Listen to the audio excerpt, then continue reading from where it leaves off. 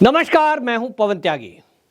5 राज्यों के विधानसभा चुनाव को लेकर न्यूज चैनल के सर्वे तो आपने देख ही लिए, लेकिन इस पर सट्टा बाजार भी अपना सर्वे दे रहा है, यानी अपनी राय रख रहा है। लोग सट्टा लगा रहे हैं और सट्टे की कीमत आप जान रहे हैं कि जो जीतता हुआ दिखाई देता है उसकी कीमत कम लगती है। पत्रकारों ने सट्टा बाजार का काम करने वाले लोगों के से बात करके आकलन लेने की कोशिश की, तो उसमें जो कई चैनलों का एक सम है उसके अनुसार ही जो फलोदी सट्टा बाजार है राजस्थान का, जिसका कई बार चुनावों में एक सटीक विश्लेषण भी रहता है, क्योंकि आम जनता उसमें पैसा लगाती है, गांव के लोग जुड़े हुए रहते हैं, तो ज़मीनी स्तर पर क्या चल रहा है उसकी चर्चा रहती है। सट्टा बाजार के लोग जो जुड़े हुए हैं उनका कहना है कि देखिए, हम सीटवार तो नहीं बता सकते कौन जीतेगा कौन हारेगा, लेकिन इतना तय है कि 5 राज्यों में भारतीय जनता पार्टी इस बार बढ़त हासिल कर रही है। जहां आप ये कहें कि सरकार नहीं बना पा रही है, जैसे आप कहेंगे तेलंगाना में सरकार नहीं बनेगी, मणिपुर में नहीं बनेगी, या जो राज्यों में चुनाव हुआ है जहां आप देखेंगे कि भाई बाकी जगह अभी जैसे कर्नाटक में हुआ, लेकिन फलोदी जो सट्टा बाजार है उसका कहना यह है कि जो अभी फिलहाल 5 राज्य के चुनाव है इसमें भारतीय जनता पार्टी नंबर 1 पर लोकप्रिय पार्टी बनकर उभरी है, भले ही कहीं सरकार बने या ना बने। मिजोरम को लेकर जिस तरह की बात हो रही थी उस पर भी यह कहना है कि देखिए, पिछली बार से इस बार वहां भी लोकप्रियता बढ़ी है, क्योंकि चुनाव विधानसभा का है, इसलिए भारतीय जनता पार्टी की परफॉर्मेंस वहां नहीं है उतनी ज्यादा, क्योंकि लोकल मुद्दों पर चुनाव होता है। और इसी तरह से छत्तीसगढ़ की अगर बात करें तो छत्तीसगढ़ में भी नेक टू नेक मामला है। राजस्थान के लिए तो क्लियर कट फलोदी सट्टा बाजार पहले से कह रहा है कि वहां भारतीय जनता पार्टी की सरकार बनेगी। 2 राज्यों में सरकार बनती हुई फलोदी सट्टा बाजार ने दिखाई है, एक मध्य प्रदेश, एक राजस्थान। राजस्थान में 115 सीट सट्टा बाजार दे रहा है, लेकिन आपको बता दें कि यह सट्टा बाजार भले ही 115 दे रहा है, सट्टा बाजार यह भी कह रहा है कि भारतीय जनता पार्टी ने 5 राज्यों में अच्छा परफॉर्मेंस किया है। सबसे ज्यादा लोकप्रिय पार्टी अगर कोई है 5 राज्यों में वो बीजेपी है। सरकार बनाना एक अलग बात होती है, लेकिन जनता के बीच लोकप्रिय है, जैसे मोदी जी का काम है, वो केंद्र का काम, मोदी जी का चेहरा सबसे ज्यादा लोकप्रिय है। तो सरकार कई बार लोकल मुद्दों पर, कई बार गुस्सा नाराजगी, कई बार फ्री की रेवड़ियां, उसके कारण से जनता वोट भले ही दे दे, लेकिन सट्टा बाजार की बात से मैं बिल्कुल इस बात पे तो सहमत हूं कि आप मध्य प्रदेश में देखिए तो वहां जिस तरह से कमलनाथ हैं, अब उनका बयान सामने आ रहा है कि साहब मेरे सारे कार्यकर्ता, जिले स्तर के कार्यकर्ता, पदाधिकारी, सब ये सर्वे फर्जी है, इसको कतई मत मानो, ये तो बीजेपी वालों ने करवा दिया है। अब आप सोचें कि वो कमलनाथ क्या कह रहे हैं। इसका मतलब ये कह रहे हैं कि जो 150 बड़े सैटेलाइट चैनल हैं वो सब के सब बीजेपी ने खरीद लिए। वो जो सर्वे करते हैं वो न्यूज चैनल का सर्वे नहीं होता, वो एजेंसियों का सर्वे होता है, और वो जो एजेंसियां हैं उसमें किसी को किसी से मतलब नहीं होता। वो एजेंसियां निष्पक्षता के साथ फील्ड में जाती हैं। मेरे भी कुछ पत्रकार मित्र हैं जो यूट्यूब चैनल भी चलाते हैं, वो जमीनी स्तर पर वो पिछले 4 महीने से मेहनत कर रहे हैं, एक सीट पर जाना, लोगों से बात करना। ऐसा नहीं कि कार से पहुंचे, एक जगह रुके, चाय की दुकान पर 4 लोगों से बात हुई, हो गया सर्वे, ऐसे नहीं होता।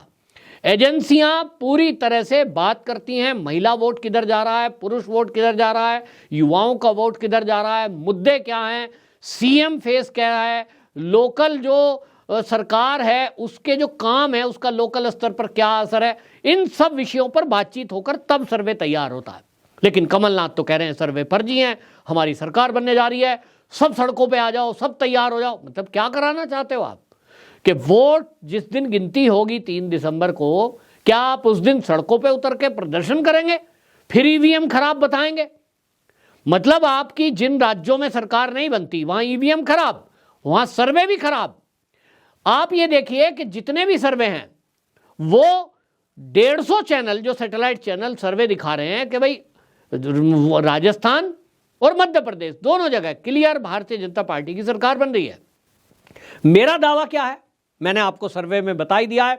आप वीडियो मेरी अगर लगातार देखते हैं तो जिस दिन सर्वे आए थे, यानी जो चुनाव हुआ था तेलंगाना का, उसके बाद शाम को हमने वीडियो डाली है। 5 राज्यों में मैंने बता दिया है। निश्चित रूप से आप समझ लीजिए बिल्कुल स्पष्ट बहुमत मध्य प्रदेश में, स्पष्ट बहुमत है, 125 से 135 भारतीय जनता पार्टी की सीटें आएंगी। कांग्रेस की 90 से 100 के बीच रह जाएंगी। ये रिपीट कर रहा हूं, राजस्थान में 125 से 135 के बीच भारतीय जनता पार्टी की सीटें रहेंगी। कांग्रेस 50 पे रहेगी। ये मेरी बात आप नोट कर लो फिर से। यहां जो अदर पार्टी है जिसको कोई गिनता भी नहीं है, हनुमान बेनीवाल हो गए, बाकी और हो गए, इन सबकी मिलाकर मेरा आकलन है 20 सीटें आ रही हैं, जिसमें निर्दलीय हैं बड़ी संख्या में, नाराज लोग हैं, चाहे वो कांग्रेस से छोड़कर गए, चाहे वो बीजेपी से छोड़कर गए, बड़ा फैक्टर है। वो संख्या भी 20 रहने वाली है, उसको कोई गिनता ही नहीं है। तो 200 सीट में राजस्थान की 20 तो वो घट गए, 180 में दोनों का बंटवारा होना है। जो कहते हैं 50 पे कैसे रह जाएगी कांग्रेस, तो मैंने सीधा बताया है कि भैया मेरा जो आकलन है, आप कहते हो मेरे सर्वे में मैंने राजस्थान में बीजेपी को 125 से 135 सीटें बताई हैं, और मैं कह रहा हूं अभी भी कि कांग्रेस 50 का आंकड़ा पार नहीं करेगी। उसके पीछे का रीजन क्या है तो मैं बता देता हूं। 2018 का जो चुनाव है उसमें जो 77 का आंकड़ा बीजेपी 77 पर पहुंची थी, उसमें प्लस क्या क्या है। जो पिछले 2018 में बीजेपी को वोट नहीं मिली थी वो थी लगभग 40 सीटें गुर्जर बहुल, जो टोटल कांग्रेस को मिली थी। भारतीय जनता पार्टी को गुर्जरों ने वोट नहीं किया था। उन लोगों का एक विचार था कि हमारा सचिन पायलट सीएम बनने जा रहा है, अपनी बिरादरी के लिए हम वोट करेंगे, बिरादरी का बंदा एक सीएम बनेगा। और ये मैं कई बार बोल चुका हूं। इस बार एक सचिन पायलट की वोट के लिए गुर्जरों ने वोट किया है, जो उस विधानसभा में बाकी 39 सीटें बीजेपी को प्लस होगी, तो 77 में जोड़ते जाइए। 39 सीट गुर्जर बहुल एरिया की लठ गाड़ के बीजेपी के प्लस हो रही हैं। दूसरा, राजपूत वोट पद्मावत मूवी के प्रदर्शनकारियों पर लाठीचार्ज से नाराज थी, वसुंधरा से नाराज थी, और यह नारा था खुलेआम, वसुंधरा तेरी खैर नहीं, मोदी से बैर नहीं। राजपूतों का जो विरोध था, 40 सीटें राजपूतों की है, मात्र 8 से 10 बीजेपी को मिली थी, बाकी 30 के करीब वो कांग्रेस की तरफ शिफ्ट हो गया था वो वोट। ये 30 और प्लस कर लो बीजेपी में। फिर तीसरा है जाट, और जाट वोट भी लगभग 40 सीटें हैं, तो 40 सीटों में वो जो जाट सीट हैं वो भी भारतीय जनता पार्टी को मात्र 5 से 7 सीटें थी, बाकी सब वो शिफ्ट हो गई थी कांग्रेस की तरफ अशोक गहलोत की वजह से। अब वो जो शिफ्ट हो रही है वो भी इस बार बीजेपी की तरफ शिफ्ट हो रही है, यानी 30 प्लस वो कर लो, 25 सीट तो कम से कम शिफ्ट कर लो।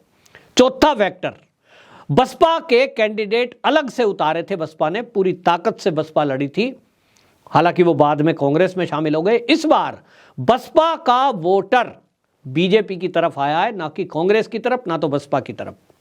वो भी बीजेपी को प्लस मिलेगा। और जो निर्दलीय हैं, जो नाराज होकर निर्दलीय लड़े हैं, जिन्होंने बीजेपी के लिए मुसीबत भी खड़ी की है, जीतेंगे निश्चित रूप से। जैसे मैंने कहा, उनकी संख्या सबकी मिलाकर, हनुमान बेनीवाल की पार्टी की मिलाकर 20 बैठेगी, तो ये तो मान ही लो कि भारतीय जनता पार्टी से जो नाराज गए हैं वो 7 के करीब ऐसे लोग हैं जो जीत कर आ रहे हैं। वो 7 जो है जीत के आएंगे, वो कहां जाएंगे? बीजेपी के पुराने कार्यकर्ता हैं, संघ विचारधारा है उनके अंदर, वो सब बीजेपी की तरफ आएंगे। और ये मिलाकर ये 150 तो नहीं पहुंच रहा है, पहले शुरुआत में मुझे 150 लग रहा था, लेकिन मेरा अनुमान है 140 तो पहुंच ही सकता है। फिर भी मैंने कम करके 135 का आंकड़ा दिया है, 125 से 135। तो ये जो कांग्रेसी हैं, इनको कोई पूछे कि भैया आप काहे इसमें, अब अगर मैं मध्य प्रदेश की बात करूं, कमलनाथ जैसा कि कह रहे हैं, फलौदी बाजार, सट्टा बाजार झूठा, सारे टीवी चैनल के, न्यूज़ चैनल के, सारे यूट्यूब चैनल के सर्वे झूठे, सब एजेंसियां झूठी, कांग्रेस को लग रहा है सरकार बनेगी। तो मैं आपको बता देता हूं, पिछली बार से इस बार प्लस महिलाओं का वोट। दूसरा, जो वनवासी क्षेत्र की 40 सीटें हैं, पिछली बार बीजेपी को वो उतने सीट नहीं मिली थी, इस बार द्रौपदी मुर्मू जी का राष्ट्रपति बनना, आदिवासी यानी वनवासी क्षेत्र में बीजेपी का काम करना, उस क्षेत्रों में जाकर उनकी पानी की सुविधा की है, मेडिकल की सुविधा की है, सरकारी आवास मिले हैं, वो योजना, लाडली बहनी योजना, और इस सब के कारण वो महिला और प्लस पुरुष वोट वो जो मिला है, उसकी आप पिछली बार से इस बार में 35 सीटें ऐड कर लीजिए। तो इसलिए वहां का एक आधार है। और दूसरी बात, जो भारतीय जनता पार्टी की एक योजना थी, जो मैं कहूँगा कि अमित शाह जी ने दिमाग लगाया कि सांसदों को मैदान में उतार दिया जाए। उससे दो बातें हुई। शिवराज सिंह चौहान को लेकर जो लोग ये कह रहे थे जी बहुत दिन हो गए, वो जो कार्यशैली है बदलाव होना चाहिए, अग्रेसिव मोड वाला चाहिए, उसको लेकर एक विवाद था। कुछ पार्टी के अंदर से और चेहरे इच्छा प्रकट कर रहे थे हम सीएम बने, मैं नाम नहीं ले रहा किसी का।